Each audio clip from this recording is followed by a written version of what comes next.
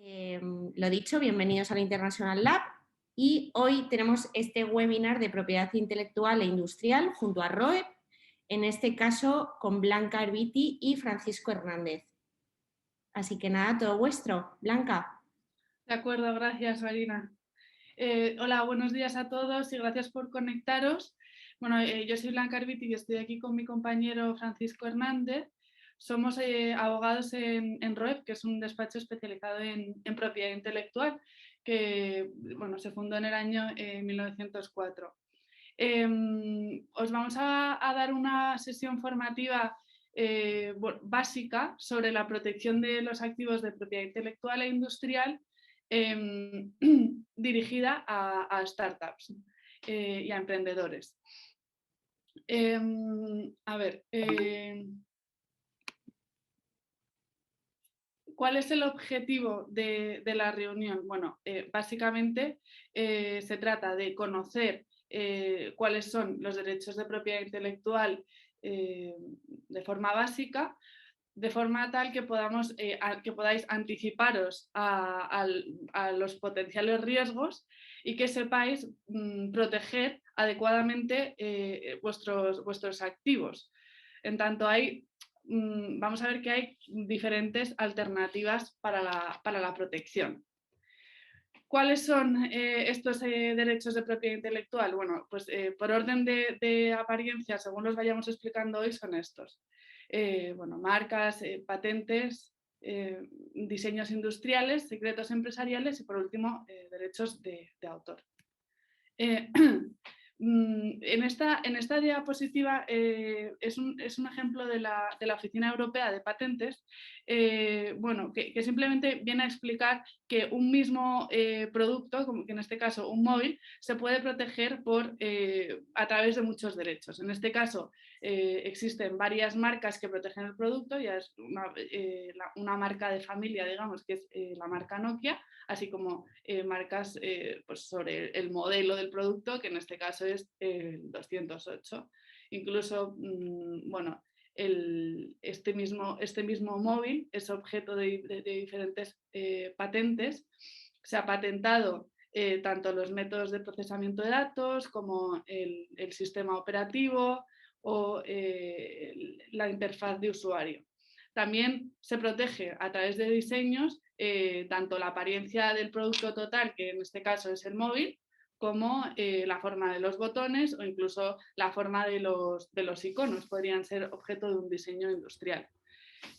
Por último, los derechos de autor protegerían lo que es el software del teléfono, los manuales de usuario e incluso los tonos de llamada, que serían obras musicales.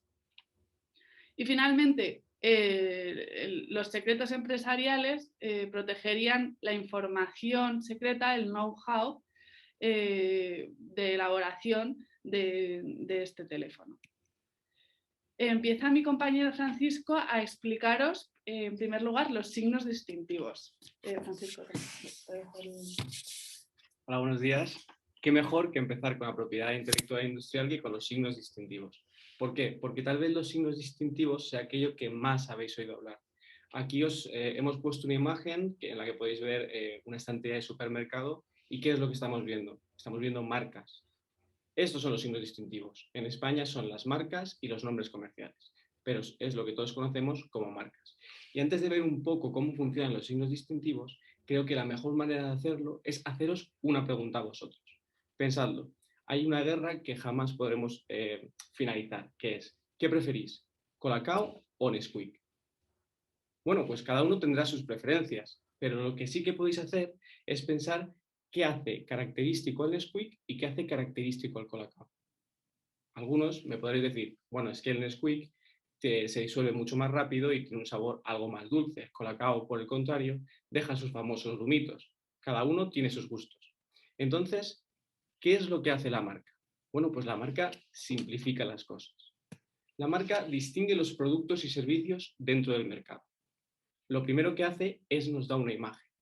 ¿Y qué imagen nos da? Bueno, pues lo que hablábamos. Simplemente mediante un nombre, Colacao, o un logo, el logo de Nesquik, nos da muchísima información. Toda la información relativa al producto. de qué está compuesto, cuáles son sus características principales, a qué sabe, incluso si tiene calidad o no tiene calidad. ¿Y esto a qué nos ayuda? Bueno, pues esta imagen ayuda a que haya una competitividad dentro del mercado. Es decir, si podemos distinguir los productos y servicios, podemos elegir cuál es, como consumidores, el que más nos interesa. Bien, y esto facilita la transparencia para el consumidor, ya que sería muy difícil si simplemente eligiéramos latas o botes de cacao en polvo sin saber realmente qué es lo que finalmente nos estamos llevando a casa. Por eso, la marca simplifica las cosas, distingue los productos y servicios en el mercado y nos da el origen empresarial. Por eso, para los emprendedores y las startups, es importante tener una imagen de marca fuerte que reconozca nuestros productos y servicios dentro del mercado. Pero, ¿cómo funciona la marca? Bien, la marca hay que registrarla y el registro de la marca nos otorga una ventaja que es espectacular. ¿Cuál es? El monopolio del uso del signo distintivo. Es decir, si yo soy titular de Colacao, nadie más puede utilizar Colacao. Pero, en general, bueno, digamos que yo tengo una marca de vinos en la clase 33 y la llamo Terra Hernández. A mí me gusta mucho ese nombre. Nadie podrá usar una marca similar o exactamente igual para vinos en la clase 33. Nadie podrá registrar Tierra Hernández, tampoco Tierra Hernando o Tierra Fernández. Pero, ¿y si quiere hacer una marca de ropa en la clase 25? Sí podría. Es decir, tenemos el monopolio únicamente para los productos y servicios que hemos designado. ¿Y durante cuánto tiempo tendremos este monopolio? Bueno, pues de manera básica os diré que durante 10 años. Durante 10 años podemos usar la marca de manera exclusiva. Y me diréis, bueno, ¿y a los 10 años tengo que registrar otra marca? No, a los 10 años la marca caducaría, pero tenemos la oportunidad de renovar. ¿Y por cuánto tiempo? Bueno, pues por otros 10 años. Sin embargo, esto se puede repetir eternamente. Podemos renovar nuestra marca cada 10 años hasta que queramos. Por lo tanto, podemos mantener este monopolio para toda la vida. Sin embargo, si os gusta Spider-Man como a mí, sabréis que el tío Ben dice que todo gran poder conlleva una gran responsabilidad. En este caso, el monopolio es un gran poder, es una gran ventaja. ¿Y cuál es la responsabilidad que tendremos como titulares de marca? Muy sencillo, usar nuestra marca. La legislación nos obliga a usar la marca para que podamos aprovecharnos de este monopolio. Durante los primeros 5 años de vida de nuestra marca no tenemos obligación de usarla. Se entiende que estamos entrando en el mercado, estamos lanzando nuestros productos o nuestros servicios. Sin embargo, a partir del 5.º año es cuando tenemos la obligación de utilizar nuestra marca. Y esta obligación nos acompañará a lo largo de toda la vida de esta marca, desde esta primera vez a los 5 años, para toda la vida cada vez que renovemos. Pero, ¿qué tipos de marcas hay? Bueno, pues podríamos decir que podemos distinguirlas entre convencionales y no convencionales. Las marcas convencionales son las que todos conocéis, la denominativa, como el Just Do It de Nike, figurativas, como el logo de Reebok, o mixta, que combina ambas.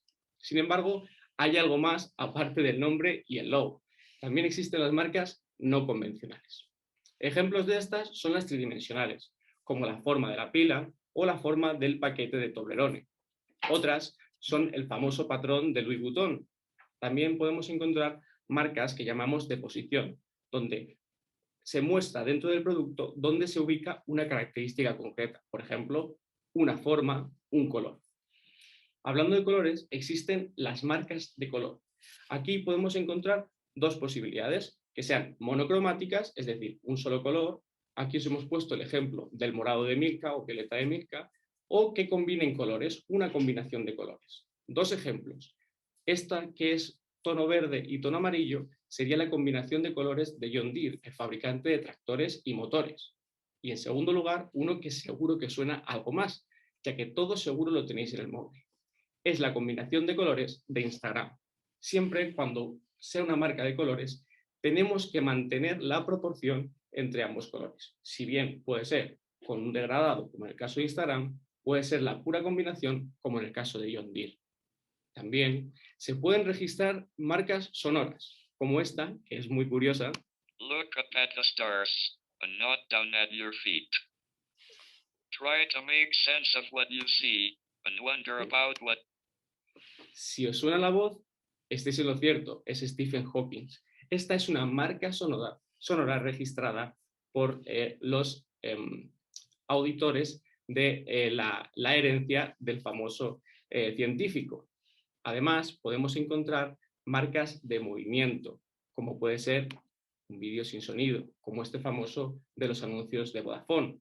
O podemos añadirle sonido y sería una marca multimedia, como esta de la Universidad Oberta de Cataluña. Y por último, podríamos encontrar las marcas que llamamos holográficas, que en contraposición a las marcas de movimiento no son varias imágenes, es decir, un vídeo, es una sola imagen que cuando la movemos tiene propiedades holográficas. Perfecto. Y como curiosidad, que sepáis que esto no acaba aquí. Hay registros realmente curiosos. Por ejemplo, tengo dos ejemplos para vosotros. El primero, este es, serían las marcas olfativas. Diréis, ¿olfativas? Sí, es la descripción de una percepción por el sentido del olfato. ¿Cómo cuál? Bueno, pues esta marca lo que registra es el fuerte olor de una amarga cerveza aplicado a las alas de los dardos. Pero no solo esto, también se registró una marca que es una fragancia floral, que huele al olor ese que dejan las rosas aplicados a las ruedas, a la goma. Curioso, ¿verdad? Sin embargo, olvidaos de esto porque es simplemente un ejemplo curioso, ya que es muy complicado y muy difícil que esto llegue a ocurrir. Look up at the stars and not down at your feet. Entonces diréis, vale, Francisco, nos acabas de contar que hay millones de ejemplos. Entonces, ¿todo es registrable? No, todo no es registrable. Y es que existen unas prohibiciones absolutas y unas prohibiciones relativas. ¿En qué se diferencia? Bueno, nuestra marca puede incurrir en una prohibición absoluta si tiene un elemento intrínseco a ella que impida su registro, o puede incurrir en una prohibición relativa. Es decir, hay un elemento externo que hace que sea difícil, es decir, dificulte o impida el registro de nuestra marca. La mejor manera de verlo, con unos ejemplos. Cannabis. No se puede registrar porque incurre en la prohibición absoluta de ser contrario a la ley, al orden público o a las buenas costumbres. Otro ejemplo podría ser grande. Grande no puede ser registrado por la prohibición absoluta de que es descriptivo del tamaño, la forma o las características del producto. Además, no podríamos registrar Rioja. Hombre, Rioja para una marca de zapatillas seguramente sí, pero no para una marca de vinos. ¿Por qué? Porque incurre en otra prohibición absoluta, la prohibición de registrar marcas que coincidan con denominaciones de origen protegidas de zona geográfica o, en este caso, de vinos. Tampoco podríamos registrar España, ya que los firmantes del Convenio de París decidieron que no se podían registrar las banderas, los símbolos o los signos de los países firmantes. Por lo tanto, olvidaros de registrar vuestra marca en cualquier clase con la bandera de España. Galletas, también, igual que en el caso de grande, sería descriptivo. En este caso, no de las características del producto, sino del producto en sí. No podemos registrar galletas para galletas. Tal vez sí galletas para mesas y mesas para galletas, pero no para el propio producto porque sería descriptivo. Y de las prohibiciones relativas, ¿cuáles serían los ejemplos? Bueno, muy sencillo. Generalmente es porque existe una anterioridad, un derecho previo que limita, dificulta o impide nuestro registro. Ejemplos muy sencillos. Ya existen nombres comerciales o marcas que sean iguales que la que queremos registrar. Por lo tanto, ya existe un derecho previo y no podremos registrarlo. Denominaciones sociales. Ocurre de la misma manera. E incluso nombres de famosos. No podemos registrar el nombre de Tom Cruise. Tampoco aquellos que sean derechos de autor, porque aunque no sea el mismo derecho marcario, estaríamos contraviniendo otro derecho anterior. Y ahora, unos consejos muy sencillos para que cuando os planteéis registrar vuestra marca, lo hagáis de la manera más segura posible y más acorde a vuestros intereses. Así que vamos a ver qué debéis hacer y en contraposición qué no debéis hacer o qué puede pasar si lo hacéis mal. En primer lugar, os recomendamos que registréis marcas con un carácter distintivo fuerte. ¿Por qué? Porque en el caso contrario, lo que ocurre al registrar una marca con un carácter distintivo débil es Primera opción, que sea denegada, es decir, la oficina española denegó gas natural renovable. ¿Por qué? Porque era descriptivo de los productos. También puede ser que la oficina nos deje registrarlo. ¿Y cuál es el riesgo que tenemos? Pues que a nuestra marca ser poco distintiva, por ser descriptiva, no podamos oponernos a que entren otras marcas en el mercado con un nombre similar. Entonces, nuestra marca tendría muy poca fuerza, no nos serviría prácticamente para nada. Además de esto, tenemos que analizar la disponibilidad. ¿Por qué? Porque si entramos en un registro de marca, por ejemplo, Mis Vinos, Tierra Hernández, en el mercado de los vinos, podemos encontrar que existen multitud de marcas con esta denominación: Tierra Sabia, Tierra Honda, Tierra Calma. Por tanto, aunque pudiésemos registrar nuestra marca, esta se encontraría dentro de un mercado con denominaciones muy similares, con un carácter distintivo, como en el caso anterior, muy débil, y esto nos perjudicaría, digamos, dentro del mercado a la hora de defender nuestros intereses y nuestra marca. Otra cosa que debemos hacer es usar nuestra marca. Ya os dije que como tenemos un monopolio, tenemos la obligación de usarlo. Por lo tanto, en el caso de que no lo usemos, tenemos el riesgo de caducidad.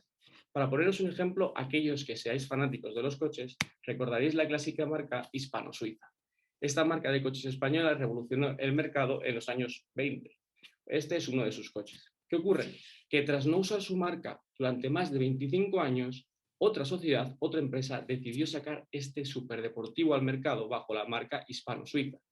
Y los tribunales han decidido que sí que pueden hacerlo, ya que los titulares originales habían abandonado la marca por no poder usarla. Y ahora se encuentran ante los tribunales decidiendo si pueden sacar su nuevo superdeportivo. Pero esto ya es un problema. Otra cosa que debemos hacer es usar nuestra marca conforme a su registro. Si bien tenemos la obligación de utilizarlo, tenemos que utilizarlo de la manera más parecida a cómo registramos nuestra marca. Eso no significa que no podamos hacer rebranding. Sin embargo, sí que os aconsejamos que habléis con profesionales de la propiedad industrial para que os aconsejen cómo hacerlo sin incurrir en errores. Algo que suele ocurrir es que usemos la marca de una manera más sencilla como la registramos. Aquí tenemos un ejemplo de la WIPO, donde vemos la marca FlexiCat, BubbleCat. Vemos que tiene elementos visuales que atraen nuestra atención, como la tarjeta de crédito. Sin embargo, de manera habitual, lo que se viene utilizando es simplemente BubbleCat. Pues la oficina nos dice que este no es un uso conforme a registro y por lo tanto la marca podría caducar. Un ejemplo de cómo no hacer un rebranding sería, según la oficina, el siguiente. Si bien podemos pensar que es muy parecido, realmente tiene elementos que hacen que la oficina decida que este no es un uso conforme al registro y por lo tanto la marca también tiene el riesgo de caducar. Por eso recomendamos siempre que habléis con profesionales antes de realizar cambios sobre vuestras marcas registradas.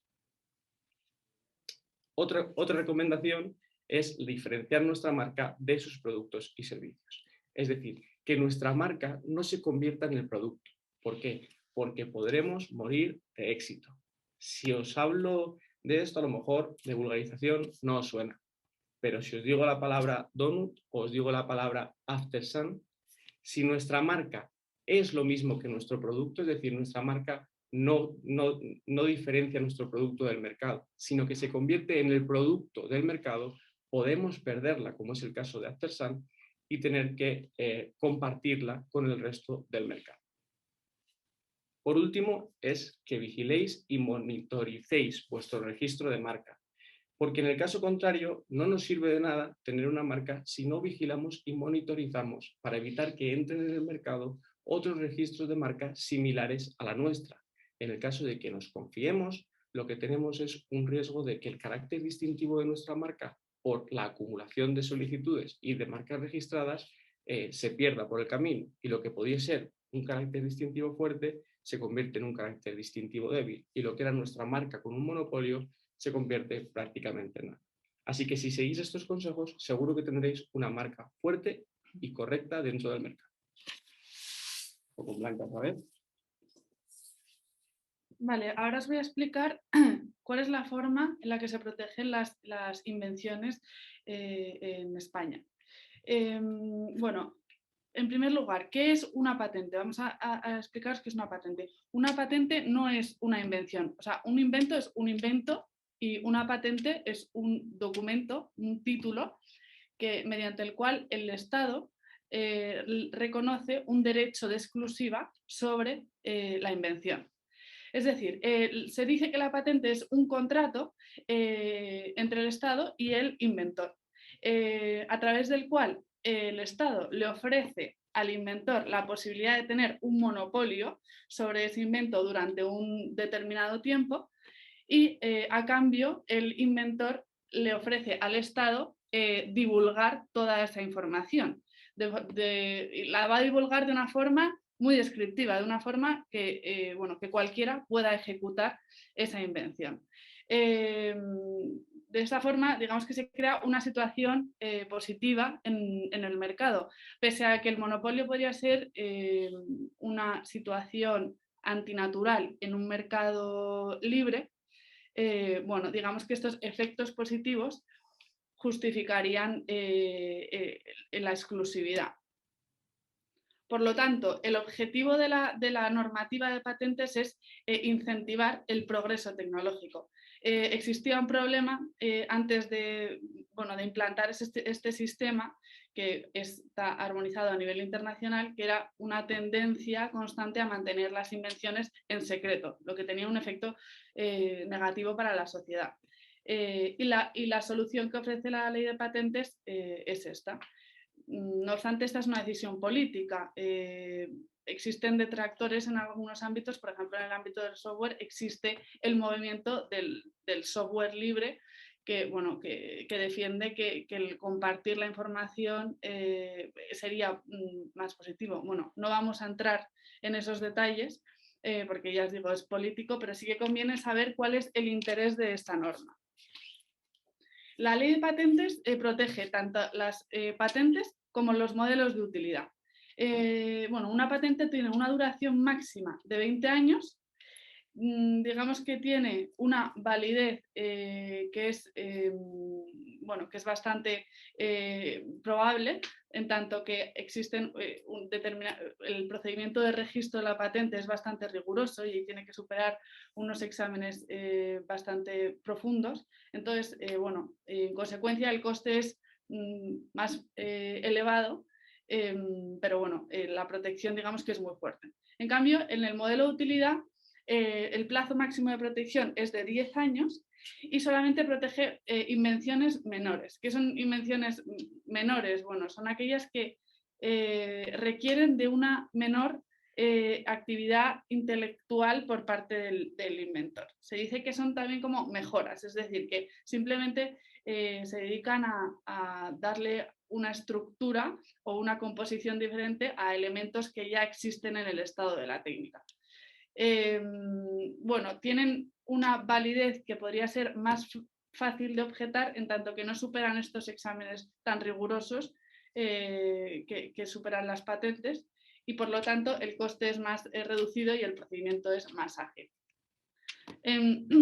Un ejemplo entre el modelo de utilidad sería el que vemos a la izquierda, es la famosa fregona de la que todos los españoles estamos muy, muy orgullosos. Ya existía el palo, por supuesto, y ya existía la bayeta, pero alguien decidió unir estos dos elementos y esa estructura fue objeto de un modelo de utilidad.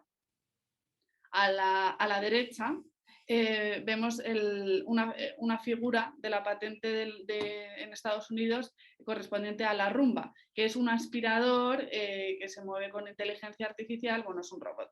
La actividad intelectual, la actividad inventiva que exige esta invención es muy elevada y por lo tanto esto es una patente. Por ejemplo, otro ejemplo es el Bolivic. El Bolivic ha sido objeto también de diferentes patentes sobre, por ejemplo, la forma en la que se distribuye la tinta. Eso podría ser objeto de una patente. En cambio, la tapa del boli, que la tapa ya existía, sirve para que la tinta no se seque. Tiene la particularidad de que tiene un agujero en la parte superior que permite que si ingerimos o que si un niño ingiere este elemento no se ahogue. Bueno, ya existía, pero le damos otra ventaja, digamos. En cuanto a las alternativas a la patente, si no podemos patentar algo, tenemos otras opciones. Podríamos, por ejemplo, divulgar la patente. De esta forma, destruiríamos la novedad, que es un requisito de la patente que ahora vamos a analizar, y evitaríamos o bloquearíamos la posibilidad de que nuestros competidores patentasen, tuviesen un derecho exclusivo sobre nuestra invención. En cambio, nosotros tampoco tendríamos ese derecho exclusivo. También podemos proteger la información como un secreto. El inconveniente que tiene el secreto, que es relativamente económico, es que podría ser fácilmente adivinable a través de un procedimiento de ingeniería inversa. Es decir, que a través de la observación de la invención podamos adivinar sus características y luego repetirlas. Y a través de ese procedimiento pues dejaríamos de tener protección. Y por último, podríamos no hacer nada, que por supuesto es muy barato y no invertiríamos en desarrollar un protocolo de confidencialidad, digamos, pero bueno, podría divulgarse o filtrarse la información en cualquier momento. ¿Cuáles son los requisitos de la patente? Son tres, muy sencillos. La novedad, una patente tiene que ser nueva, o sea, una invención tiene que ser nueva. Además, tiene que exigir actividad inventiva y tiene que poder ser aplicable a cualquier tipo de industria. Más en detalle, ¿qué es la novedad? Bueno, la novedad es todo aquello que está comprendido, o sea, una patente es nueva cuando no está comprendida en el estado de la técnica. ¿Y qué es el estado de la técnica? Que se considera además a nivel mundial. Es todo aquello que se ha hecho accesible al público a través de una descripción escrita o oral o por la utilización de un producto. No hay divulgación y por lo tanto existe novedad cuando la información se revela bajo condiciones de confidencialidad. Además, tampoco se destruye la novedad cuando estamos ante una divulgación inocua. Es decir, que en los 6 meses anteriores a la solicitud nuestra divulgación haya sido objeto de un abuso evidente o la información se haya exhibido en ferias o exposiciones internacionales que se contemplan en determinados convenios internacionales. En este caso de la Oficina Europea de Patentes, nos explican un poco en la práctica qué sería la novedad. La oficina se plantea la novedad del objeto que vemos a la derecha, que es una tetera que, como podéis ver en las reivindicaciones, es un compartimento que contiene un líquido que además tiene un asa y tiene una tapa y 2 orificios que se sitúan al mismo nivel. Entonces, para evaluar la novedad de este objeto, la oficina hace un informe del estado de la técnica y evalúa todo lo que forma parte de ese estado. Entonces, en este caso, el examinador ha encontrado 4 documentos que reproducen algunas de las características de nuestro objeto. El documento de 1 pues sería la tetera universal que conocemos todos. El documento de 2 es un distribuidor de fertilizante que a través de 2 orificios esparce el fertilizante. El documento de 3 es una especie de, es un objeto que sirve para distribuir el café en 2 tazas.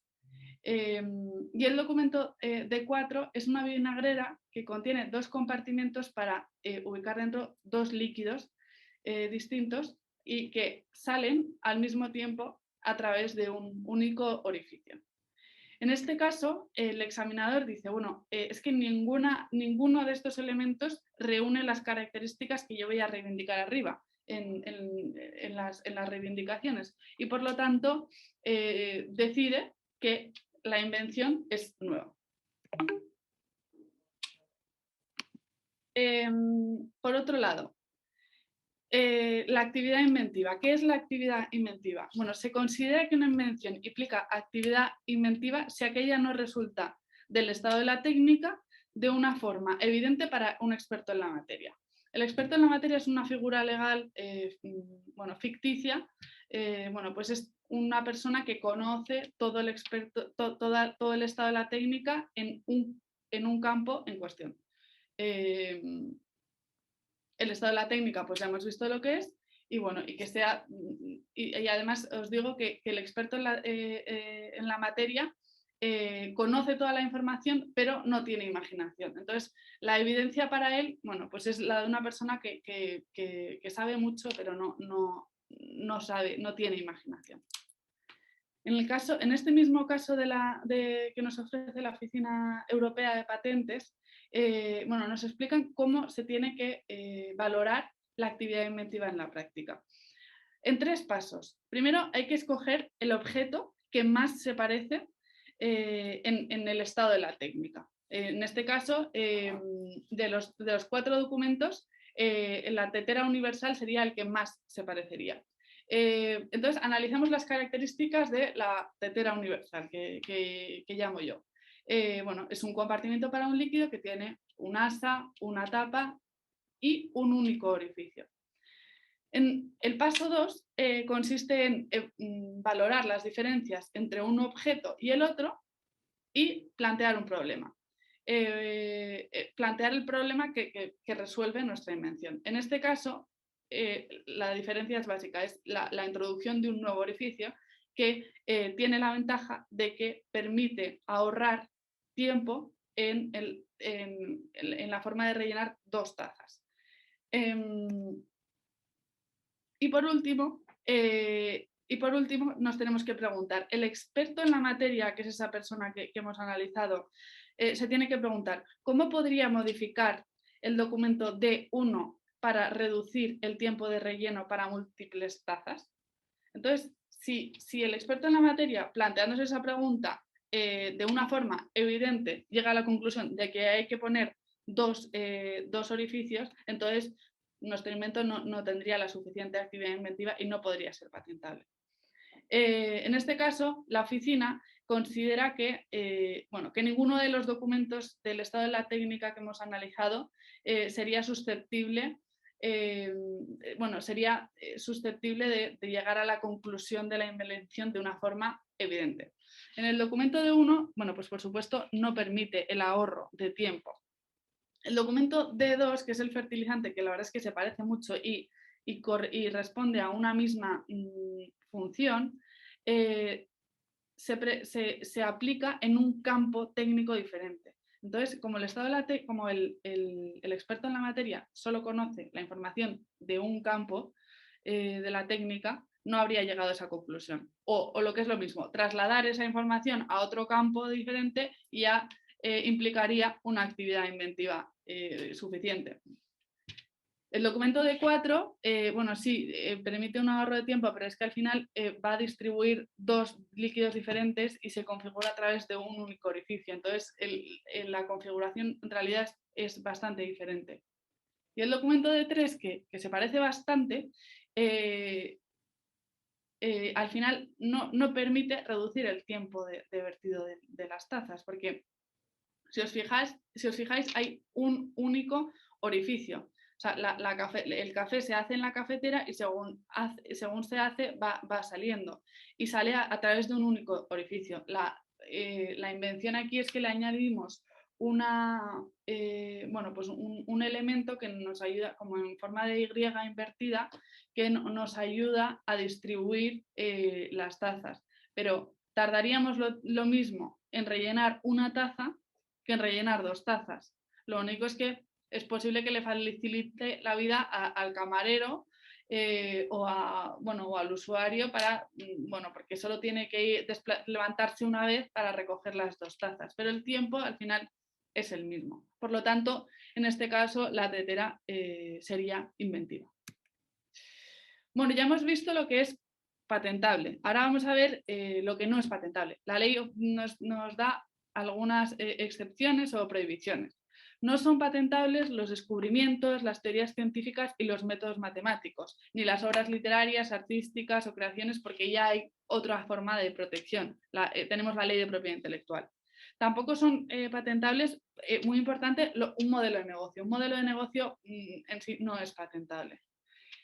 Los programas de ordenador per se no son patentables. Luego Francisco os va a hablar un poco del software y bueno, vamos a ver que sí que hay patentes que incluyen software, pero en sí, per se, el programa de ordenador no es patentable. Las formas de presentación de la información no son patentables y existen otras excepciones relativas a la moral y al orden público que también, bueno, son políticas, como la clonación, la modificación de la identidad genética y otras disposiciones del estilo. Las invenciones tienen que ser humanas, además.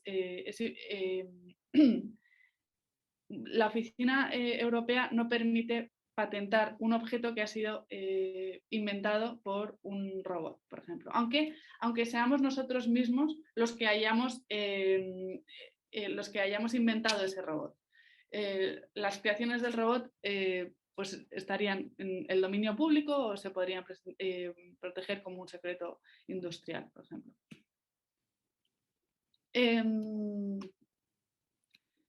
Bueno, ¿qué hay que hacer? Bueno, firmar un contrato de confidencialidad antes de presentar la invención o antes de decidir cuál es la forma, la estrategia de comercialización de nuestro activo. También conviene hacer una búsqueda previa o un estudio de mercado antes de embarcarnos en un procedimiento de concesión de una patente. O incluso es interesante hacer esta búsqueda para asegurarnos de que, aunque no queremos patentar nuestra invención, nuestro activo no infringe derechos de terceros. Ahora, brevemente os explico cuál es la forma de proteger los diseños.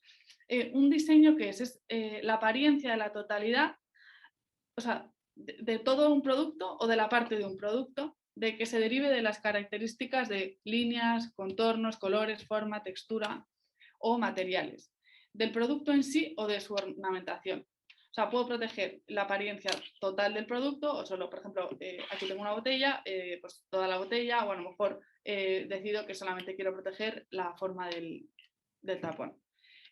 Además, podría proteger solamente el envase, por ejemplo. Los diseños tienen una duración máxima de protección de 25 años. Requisitos de la protección del diseño: la novedad, nuevamente, y el carácter singular. Vale, ¿qué es la novedad? Se considera que un diseño es nuevo cuando ningún otro diseño idéntico se haya hecho accesible al público antes de la fecha de presentación. O sea, y tampoco se tienen en cuenta los diseños que se hayan hecho accesibles, pero que difieran en detalles irrelevantes, digamos. Además, la ley de diseño nos ofrece un plazo de gracia de 12 meses. Sería como una carencia de un año sobre la novedad. Durante ese tiempo, pues yo puedo decidir si al final voy a proteger mi producto a través de un diseño o no. No se considera divulgado si el diseño no se ha hecho conocido en los círculos especializados o si se ha divulgado en condiciones de confidencialidad. Por otro lado, ¿qué es el carácter singular? Se considera que un diseño posee carácter singular cuando la impresión general que produzca en el usuario informado difiera de la impresión general producida en dicho usuario por cualquier otro diseño que se haya hecho accesible al público. El usuario informado es alguien que con cierta regularidad usa ese producto. Y la impresión general, bueno, pues es la impresión que se lleva, la sensación que le causa ese diseño. Si resulta que la impresión es la misma que con otro producto que ya forma parte del estado de la técnica, entonces nuestro diseño no tendría carácter singular. Y además la ley valora el grado de libertad que tiene el autor a la hora de crear el diseño. ¿Qué es el grado de libertad? Bueno, por ejemplo, hay determinados productos, o que ya sea por el mercado o por el propio diseño del producto, tienen que tener todos unas características parecidas. Por ejemplo, una botella nuevamente tiene que tener una forma más o menos similar para que cumpla esa función. Entonces, bueno, pues digamos que un tribunal siempre va a tener en cuenta bueno, pues el grado de libertad que tenía para crear ese autor. No es lo mismo tener un lienzo en blanco que, bueno, que tener que diseñar un objeto con unas determinadas características.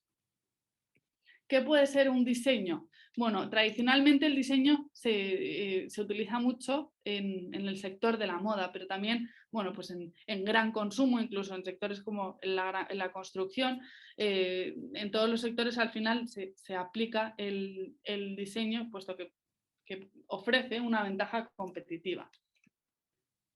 Además, pues cada vez hay diseños industriales menos convencionales. En este caso, Pajua registró bueno, el diseño sobre sus puntos de venta, y este es un diseño registrado actualmente en la oficina de la Unión Europea.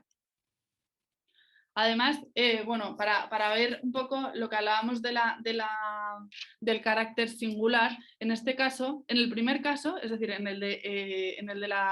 la izquierda, la oficina determinó que el segundo, el primer elemento, la primera ornamentación, producía una impresión general diferente en el usuario, y por lo tanto estos dos diseños, que aunque a mí me parecen bastante similares, conviven en el mercado. Y el segundo, no sé si lo podéis identificar, es un símbolo que se incluye en las gafas, es una marca de gafas. En cambio, en el segundo caso, en el caso de los patinetes, el examinador consideró que el segundo patinete bueno, no era novedoso respecto del primero, puesto que reproducía todas las características de una forma muy parecida. Además, en la Unión Europea se ha previsto la protección del diseño no registrado. Esto obedece a la necesidad de determinados mercados, sobre todo el sector de la moda, que es muy cambiante y que no permite al empresario bueno, pues, proteger con tan corta duración todos sus activos. Este diseño tiene la particularidad de que tiene una duración máxima de 3 años en lugar de 25 años, que es la del diseño registrado. Además, bueno, únicamente obtendríamos una protección en el caso de una copia evidente de un producto. El diseño además convive con otras modalidades de protección.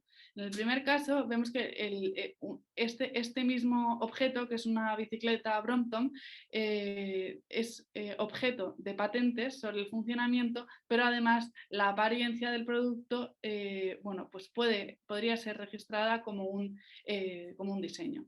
En el segundo caso, es una solicitud de un diseño de la Unión Europea que fue denegado por la oficina, puesto que podría causar confusión con las marcas de Chanel. Pero bueno, también conviven en el mercado las marcas y los diseños, incluso pueden ser objeto de protección a través del mismo medio. Y finalmente, y cada vez más, los diseños están siendo sustituidos por las marcas tridimensionales. Es muy común en el caso de botellas o de envases, se protege una marca tridimensional que nos ofrece una protección indefinida en lugar de un diseño cuya duración es limitada en el tiempo.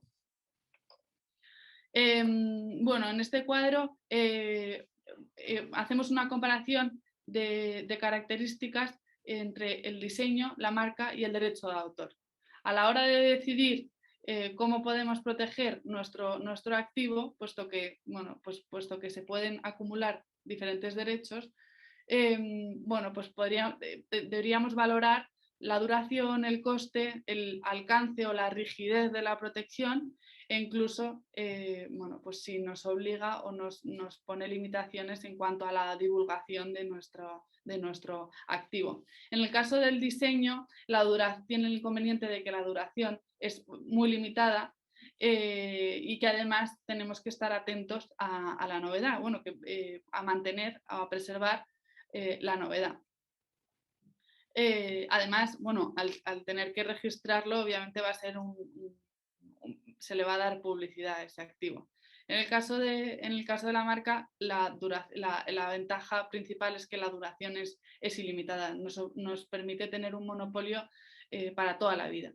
Y bueno, en el caso del derecho de autor, yo diría que el mayor inconveniente muchas veces es que bueno, su creación, para crear un derecho de autor no es necesario el registro. Por lo tanto, no hay un organismo, como en España, en la Oficina Española de Patentes y Marcas, que se pronuncia sobre la validez del activo. Entonces, muchas veces luego es más difícil hacer valer este tipo de derechos. En cuanto a las recomendaciones, lo mismo, preservar la confidencialidad del diseño antes de lanzar el producto y decidir sobre la estrategia de comercialización. En este caso, Crocs, la empresa Crocs, vio que una empresa competidora, que es Giphy Difusión, me parece, anuló uno de los diseños de Crocs porque Crocs lo había exhibido en ferias internacionales sin cumplir con el procedimiento establecido. En este caso, bueno, también conviene hacer una búsqueda previa de los diseños existentes, primero para proteger, si es que queremos proteger, y luego para asegurarnos de que no infringimos derechos de terceros. En este caso, Quesos Campo Latino es una marca colombiana que, bueno, que firmó un contrato de distribución con una empresa en la Unión Europea. Entonces, esta empresa intentó registrar el etiquetado del producto sin tener la autorización para registrar la marca. Y la oficina denegó el diseño porque contenía una marca que es registrada y pertenece a otro titular. En cuanto a, ahora, bueno, brevemente os explico cómo se protegen los secretos empresariales en España. En el año 2019 se publicó una nueva ley que protege estos secretos, aunque bueno, ya tenían protección. ¿Qué son los secretos empresariales? Bueno, un secreto es cualquier información o conocimiento en cualquier campo de la industria que no sea conocido, pero que tenga un valor empresarial y que haya sido objeto de medidas de protección. Y es una medida muy interesante, una alternativa muy interesante para las patentes y los modelos de utilidad. Bueno, que tenga un valor empresarial, la verdad es que de antemano es difícil determinarlo, ¿no? Y sobre todo para determinados empleados que a lo mejor no están tan involucrados en el área de negocio. Entonces, yo ante la duda recomiendo que los empleados tratéis la información como si siempre tuviese valor empresarial. Vemos que el secreto tiene que haber sido objeto de medidas de protección. Estas medidas pueden ser tanto jurídicas como técnicas. Además, os digo que estas medidas coinciden en la actualidad prácticamente con las medidas de seguridad de protección de datos que estamos obligados a cumplir. Entonces, bueno, muchas veces cumplimos ya con estas medidas sin necesidad de hacer inversiones adicionales. En cuanto a las medidas jurídicas, lo primero, identificar la información que es confidencialidad. Luego, firmar contratos y establecer cláusulas de confidencialidad. Además,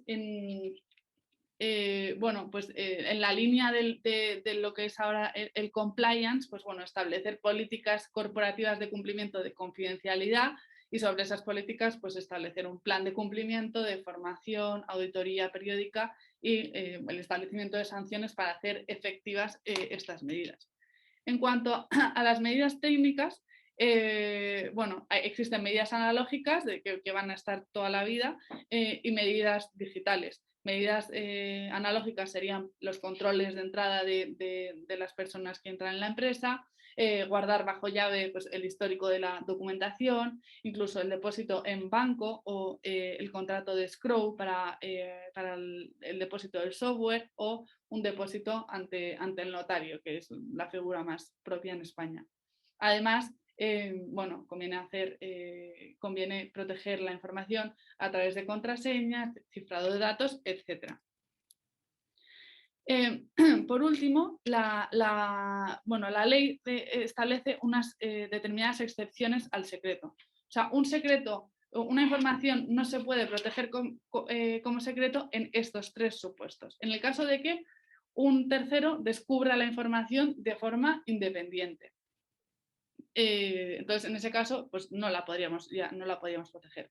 En el caso de que un tercero descubra la información a través de un procedimiento de ingeniería inversa, o sea, se pone a investigar y ya adivina cuál es nuestro secreto, pues ahí perderíamos también la protección. Y eso es interesante tenerlo en cuenta a la hora de decidir qué estrategia vamos a utilizar, porque si mi información puede ser fácilmente adivinable, entonces a lo mejor me interesa una patente que ya per se tengo que publicar la información.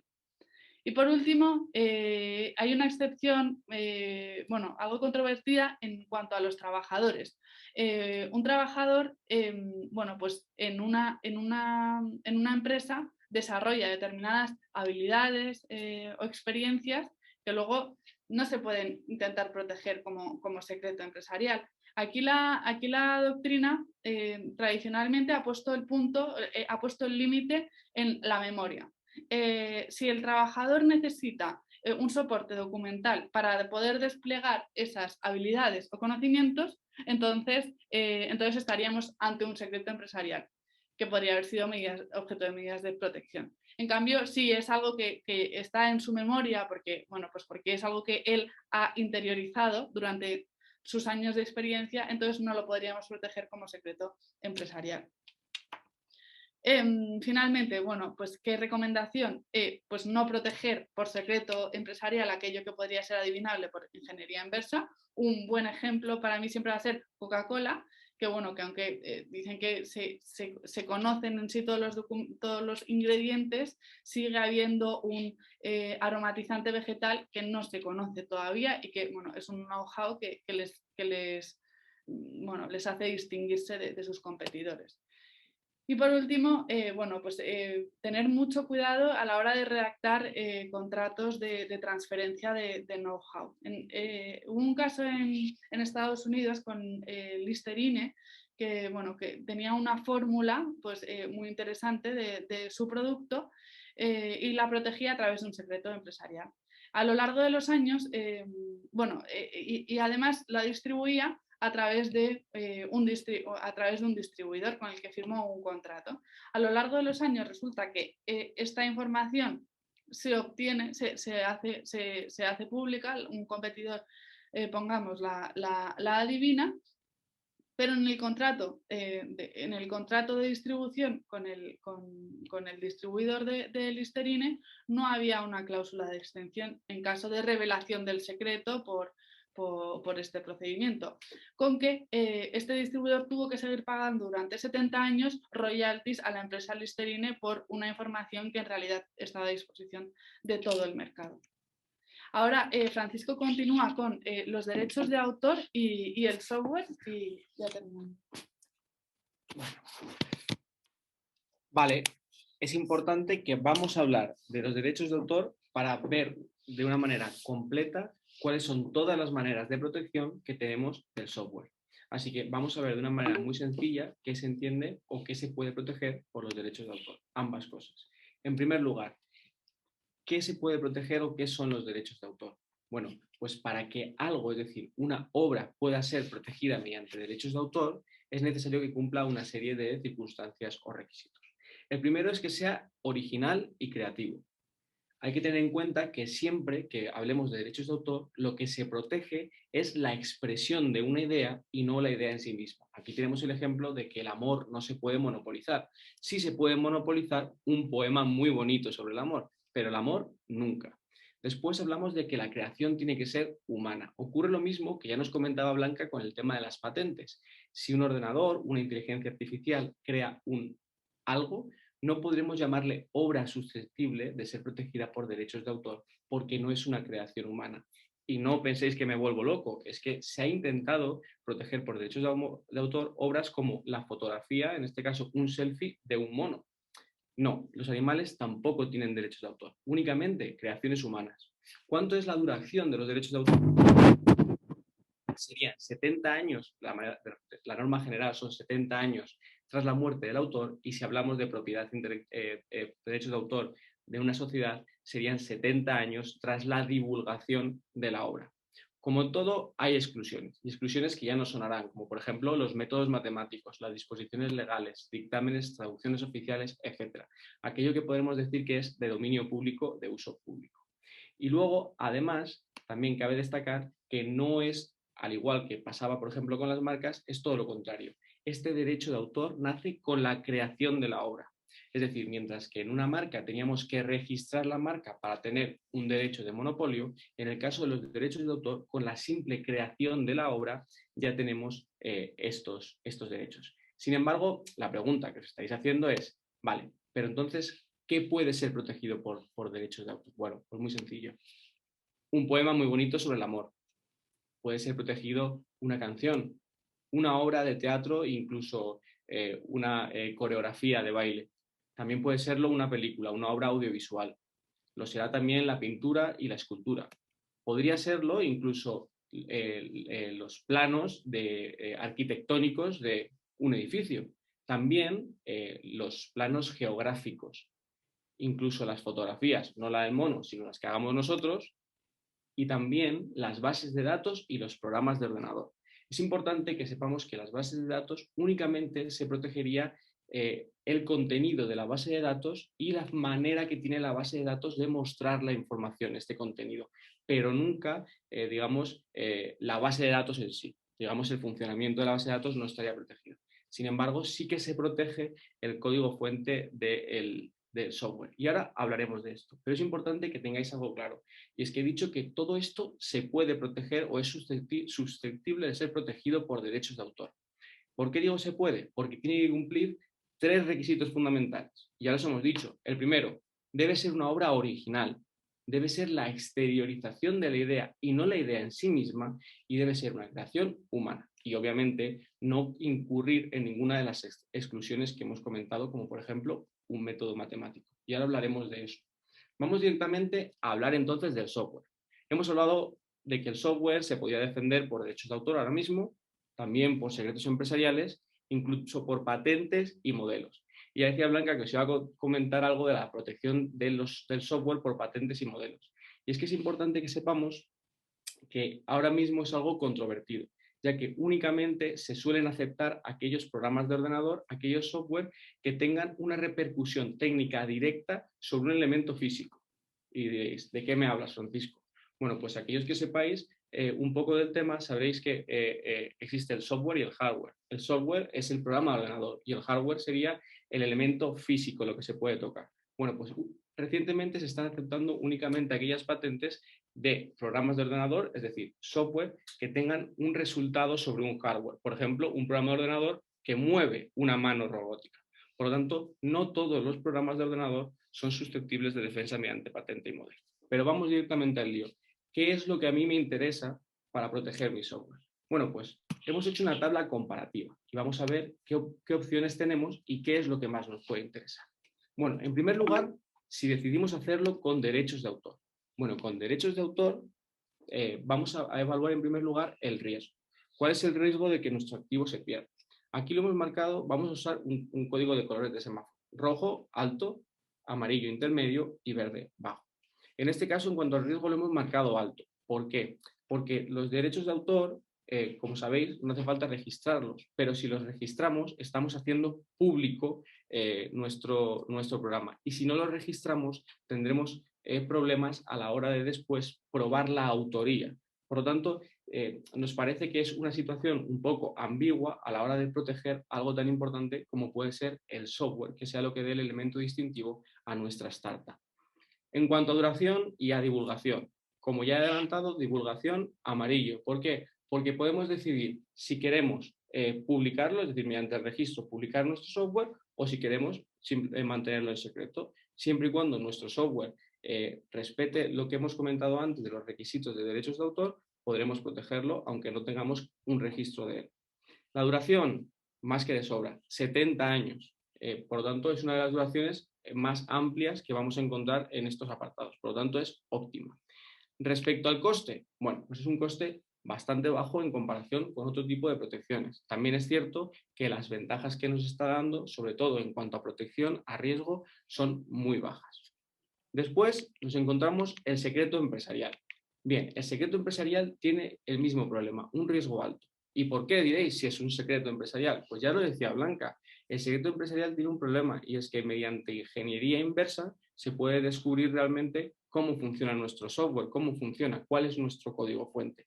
Por lo tanto, si nosotros tenemos un software que va a estar abierto en el mercado, es decir, la gente va a poder utilizarlo, es sencillo que por mucho que nosotros lo guardemos en secreto, pueda llegar a ser descubierto.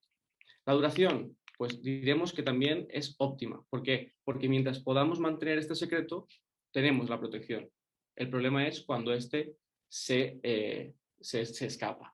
Y por eso, en divulgación, vamos a poner que es óptimo, porque no hace falta divulgarlo. De hecho, es obligatorio no divulgarlo. Por eso es un secreto empresarial. Hay que tomar las medidas para que este no se divulgue. Y por último, el coste. Bien, el coste puede llegar a ser incluso gratuito. El coste únicamente es aquello que tú destines para proteger este secreto empresarial, pues como poner una contraseña, una caja fuerte o incluso programas de almacenamiento de información cifrada. Y por último, dos que pueden ser muy interesantes con la salvedad que ya os he comentado, que son las patentes y los modelos. Bien, en cuanto a riesgo, el más bajo. ¿Por qué? Porque ya lo decía Blanca que las patentes y los modelos nos aportan la máxima protección posible para nuestros activos de propiedad industrial.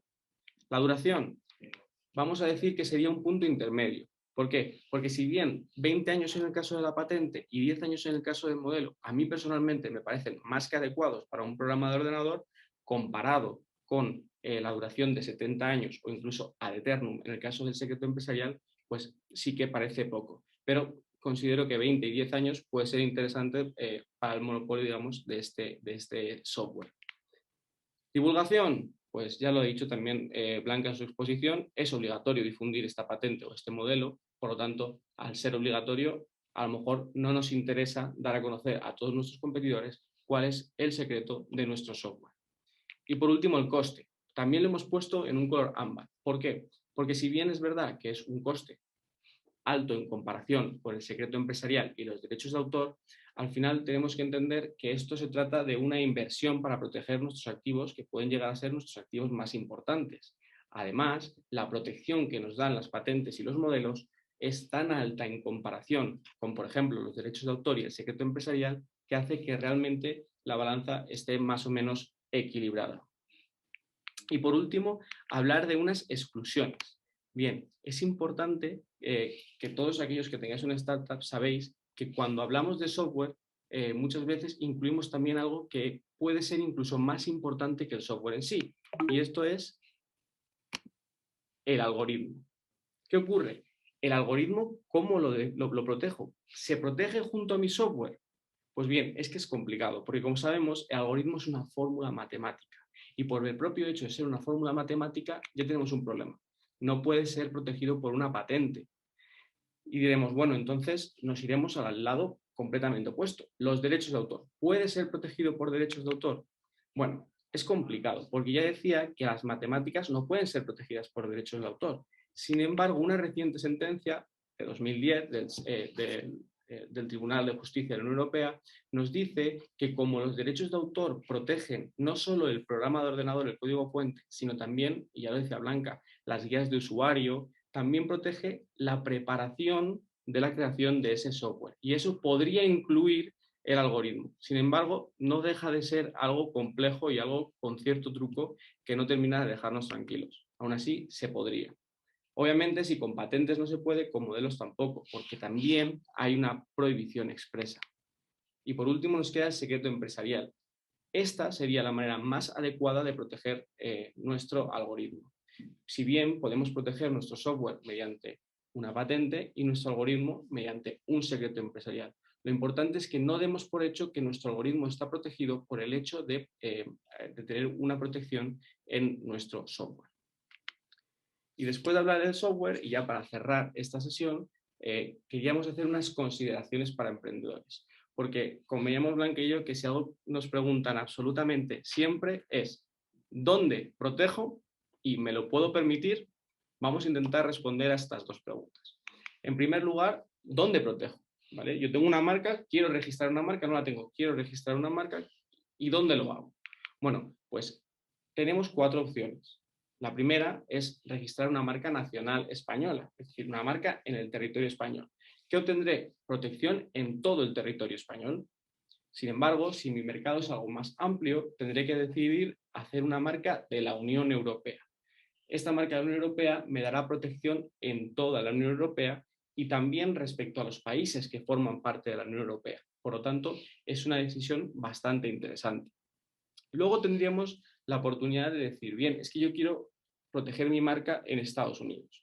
Bueno, pues entonces podríamos hablar de una marca extranjera, un registro nacional de otro país, que es lo mismo que con la marca española, pero en otro estado. Ahora, a veces yo quiero proteger mi marca no solo en la Unión Europea y en algún país de manera puntual. Quiero muchos países. Bueno, pues entonces todo el mundo pregunta lo mismo. Vale, yo lo que quiero es una marca mundial. Vale, no existe la marca mundial. Es algo que es una pena, pero no existe la marca mundial.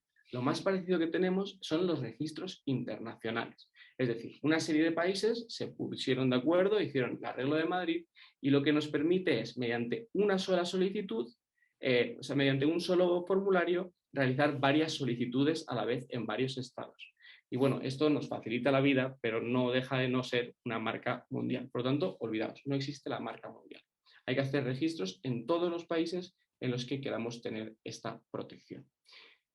Y diréis, ¿y patentes? Tampoco existe la patente mundial, ¿vale? Con las patentes ocurre lo mismo. Tenemos que hacer registros en los estados que nos interesen. ¿Esto por qué ocurre? Bueno, esto ocurre por el principio de territorialidad. Cada territorio tiene su propia propiedad industrial. Por lo tanto, no puede haber una marca ni una patente mundial, ya que es cada territorio el que se encarga de proteger su propia propiedad industrial. Pero entonces os surge una duda. Vale, si yo hago una patente española, ¿alguien puede hacer una patente de repente en Estados Unidos? Porque yo he tardado mucho en registrar en Estados Unidos. Sí y no. Para solventar el problema de la territorialidad se hizo otro principio. Este es el principio de prioridad. ¿Y qué es el principio de prioridad? Bueno, pues para evitar estos problemas, lo que se hace es dar un tiempo desde el primer registro de una marca o una patente para que reivindiquemos esta prioridad. Es decir, solicitemos una nueva marca o solicitemos una nueva patente o un nuevo modelo de utilidad en otro país manteniendo nuestra solicitud inicial. Bien, vamos a explicar. Esto lo primero y más importante es, hay un plazo. ¿Cuánto tiempo tengo desde el primer registro? Es decir, por ejemplo, desde que registro mi patente en España hasta que puedo registrar mi patente en Estados Unidos, reivindicando la prioridad. Bueno, pues en caso de marcas y diseños son 6 meses y en el caso de patentes y modelos son 12 meses. Ahora bien, respecto a las marcas y los diseños, es importante reivindicar la prioridad porque mantenemos la fecha de solicitud, ¿vale? Estos 6 meses y 12 meses son siempre desde la solicitud, no desde el registro. Pero bueno, lo importante es que con las marcas y los diseños mantenemos esta fecha de presentación de nuestra marca o nuestro diseño. Pero es mucho más interesante e importante con las patentes y modelos, porque si recordáis lo que nos contaba Blanca, tienen una característica que debe ser fundamental, que es la novedad. Si yo registro una patente en España y dentro de 13 meses me voy a Estados Unidos o a China a realizar una patente, me van a decir, esto no es nuevo porque ya hay un registro en España. Entonces me quedo sin protección en este país al que a mí me interesaría la protección. Por eso es importante que reivindiquemos dentro de estos 12 meses. Y la segunda pregunta que nos hacen es, ¿me lo puedo permitir? ¿Es que esto es muy caro? ¿Merece la pena? Bueno, nosotros de primeras os decimos que son vuestros activos, igual que decidimos cómo protegemos nuestra casa, nuestra oficina, en este caso, qué cerradura ponemos, tenemos que ver cuál es la protección que nosotros le damos, el valor que nosotros le damos a nuestros activos. Sin embargo, no vengo a hablaros de esto, vengo a hablaros de las ayudas y descuentos que os podéis llevar en el caso de ser pymes, startups, siempre y cuando entréis dentro de las condiciones. La oficina europea, la EUIPO, os ofrece hasta el reembolso de hasta 1.500 euros mediante un 50% de descuento en las solicitudes de marcas, dibujos y modelos. Y lo interesante es que no nos lo dan solo para aquellas marcas de la Unión Europea, también nos lo dan para las marcas nacionales. Esto lo están haciendo durante todo 2021, así que es un muy buen momento para empezar a proteger nuestros activos como las marcas. Y diréis, vale, pero ¿y una patente, por ejemplo? Bueno, pues la oficina española nos da la solución. Nos ofrece dos posibilidades. La primera es la Patent Box. Esto es una serie de deducciones fiscales que nos ofrecen no sobre las tasas, sino nos ofrecen deducciones fiscales sobre el gasto inventivo que en el que hayamos incurrido a la hora de desarrollar la patente. Así que puede ser muy interesante al final en el impuesto de sociedades este tipo de deducciones.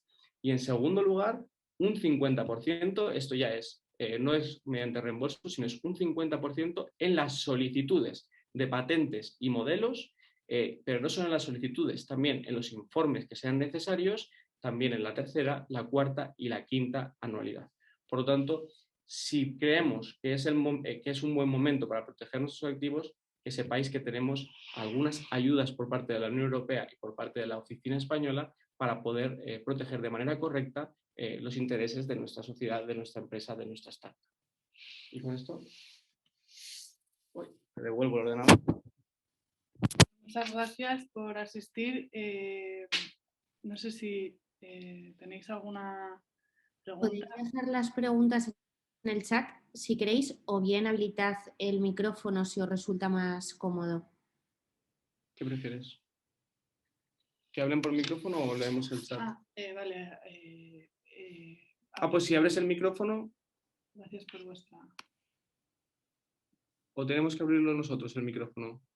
No, me refería a los asistentes. Los asistentes. O sea, que Vale, si les resulta más fácil directamente abrir el micrófono y os preguntan, perfecto. Genial.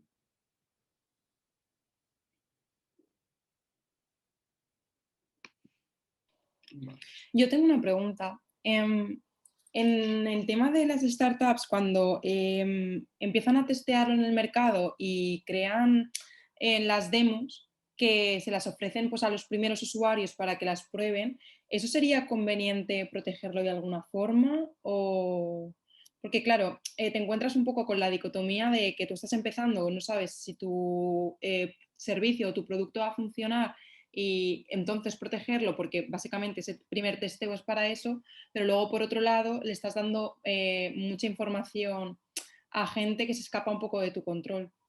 Entonces esa era un poco mi duda. Gracias. Hola, Laura. Sí, yo creo que, bueno, depende. Primero depende esa demo, depende de cómo sea susceptible de protección. Por ejemplo, para una marca no necesitamos la novedad. En cambio, para una patente sí. Entonces, si potencialmente vamos a querer luego pedir una patente, entonces sí que tendríamos que tener cuidado con eso. En cambio, por ejemplo, si es un diseño, también necesitamos la novedad, pero podemos acogernos a un periodo de gracia de 12 meses. En esos 12 meses, que es un año entero, podemos ver bueno, cómo reacciona nuestro producto en el mercado para luego pedir la protección como diseño. Y por último, un derecho de autor nace con la creación y no requiere la novedad. Entonces, si al final descartamos la patente y creemos que nuestro software solo lo vamos a proteger a través de un derecho de autor. Entonces, en ese caso, bueno, pues tampoco habría un problema. Sí que sí que conviene, por ejemplo, si queremos proteger el software como un derecho de autor, bueno, o registrarlo o registrarlo en el registro de la propiedad intelectual o acudir ante un notario para que quede constancia de que nosotros hemos inventado eso en esa fecha, porque así vamos a poder demostrar luego más fácilmente que alguien que lo inventó después, bueno, pues en realidad está infringiendo tus derechos, entonces no tiene derechos sobre eso. Muchas gracias. Y en el derecho de autor también se podría poner como una coautoría, ¿no? Sí, un derecho de autor, sí, puede ser una obra colectiva, bueno, hay diferentes formas de coautoría en el derecho de autor, pero sí, evidentemente sí, pueden ser varios autores. Genial, muchas gracias, es muy interesante todo. Gracias, Laura.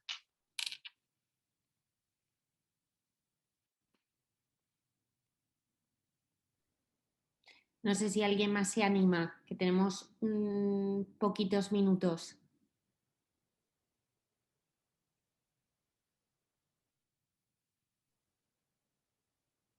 De todas formas, Blanca y Francisco, como tenéis ahí habéis dejado el contacto, Sí, si a alguien se le ocurre alguna duda. Claro, por supuesto.